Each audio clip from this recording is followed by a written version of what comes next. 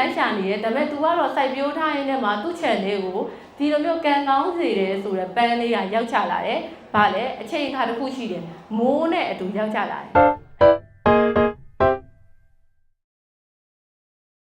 ဒီပင်လေးကိုသိမယ်လို့ထင်တယ်နော်။သိရနော်။ Okay ဒါက cover လို့ခေါ်တယ်။အဲ့မှာ तू က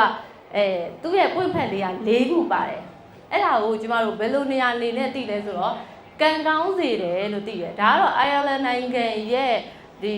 trademark ပန်းပေါ့နော်။သူတို့နိုင်ငံကတော့ဒီပန်းလေးကိုသူတို့တင်ငေတာတွေလည်းယူထားတယ်။ဆိုတော့ဒီပန်းလေးအကြောင်းကိုပြောပြမယ်။ဆိုတော့ဒီပန်းဆိုတဲ့အပင်လေးပါ။ဒီအပင်လေးနဲ့ပတ်သက်ပြီးတော့မှတဲ့ story လေးတစ်ပုဒ်ရှိခဲ့တယ်။အရင်တော့တဲ့လူတွေကဒီဟာကအမြဲတမ်းတွေ့ရခဲတယ်ပေါ့နော်ဟိုနှစ်9000မှာတစ်ခါပဲတွေ့ရတယ်လို့ဘာလို့လဲအဲ့လိုမျိုးရှိကြတယ်ဆိုတော့ပုံမှန်အားဖြင့်သူကတဲ့3ဖက်ပဲပါတယ်နော်ပွင့်ဖက်3ဖက်ပဲပါတယ်ပွင့်ဖက်4ဖက်ပါတဲ့ဟာဆိုရင်ဒီဟာကိုရရကန်ကောင်းတယ်ဒီမှာပြောတဲ့ယုံကြည်ခြင်းတွေကံကြမ္မာတွေမျှော်လင့်ချက်တွေအချစ်တွေအကုန်လုံးပါဝင်နေဆိုပြီးတော့လက်ခံထားတယ်အဲ့တော့လူတွေကစီးပွားရေးမလုပ်ဘဲနဲ့ဒီဟာကိုပဲလိုက်ရှာတယ်နော်ဒါရလို့ရှင်လုံးဝကန်ကောင်းပြီလိုတာရပြီဆိုပြီးတော့အဲ့ဒီပန်းကိုပဲလိုက်ပြီးတော့တောတွေတောင်တွေထဲမှာမနာမနေလိုက်ရှာနေကြတယ်အဲ့ချိန်မှာတဲ့နော်ကောင်လေးတယောက်ကကြာတော့သူကဘာလုပ်နေလဲဆိုတော့သူ့ရဲ့အိမ်မှာပဲနော်သူ့ရဲ့ channel ထဲမှာ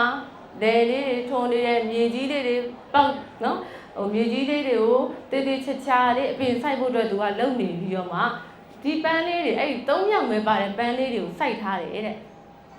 လိုက်ရှာနေတဲ့အစားသူကဒီမှာလိုက်ပြီးတော့မှစိုက်ထားတယ်နော်တခြားလူတွေကတော့ဒါကိုပဲတဲကြီးမဲကြီးလိုက်ရှာနေတာဟိုနားမှာတွေ့ရလို့ပြောရင်ဟိုနားကိုလိုက်ရှာတယ်တောင်ဘက်မှာတွေ့ရလို့ပြောရင်တောင်ဘက်ကိုလိုက်ရှာနေတဲ့အချိန်မှာသူကသူငြိမ်ငြိမ်လေးပဲစိုက်ရှာရှိတာကိုဒီဇိုင်းမက်လုံနေခဲ့တယ်တဲ့အဲ့လိုလုံနေတဲ့တနေ့မှာမိုးတွေလေးတွေတဲမင်းမဲကြီးရွာလာတယ်ရွာလာပြီးတဲ့နေ့နောက်နေ့မှာတဲ့အဲ့သူ့ရဲ့စိုက်ခင်းထဲကပန်းနေတာတဲ့ဒီလိုမျိုး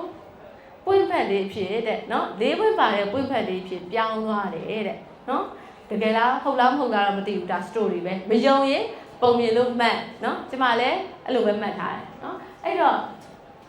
သူများတွေလိုက်ရှာနေတယ်ဒါပေမဲ့ तू ကတော့စိုက်ပျိုးထားရင်းနဲ့မှာသူ့ channel ကိုဒီလိုမျိုးကန်ကောင်းစေတယ်ဆိုတဲ့ပန်းလေးကရောက်ချလာတယ်ဘာလဲအချိန်အခါတစ်ခုရှိတယ်မိုးနဲ့အတူရောက်ချလာတယ်အဲ့တော့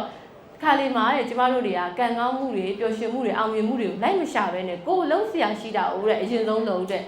ဒီဟာလုံးလို့ငါဘာရမှာလဲဆိုတာတဲ့ဒီဟာကိုဝါသနာပါတဲ့လှုပ်ချင်တယ်ဒါလေးကိုဒီဇိုင်းမဲ့စူးစမ်းမယ်အကျိုးရလဒ်ကိုသိမမျှော်ဘဲနဲ့အလုပ်တွေကိုဒါတေးသေးချာချာလုပ်ထားရဲဆိုရင်အချိန်ကအကောင်းတစ်ခုရောက်လာတဲ့အချိန်မှာကိုကအဦးဆုံးဖြစ်မှာပဲ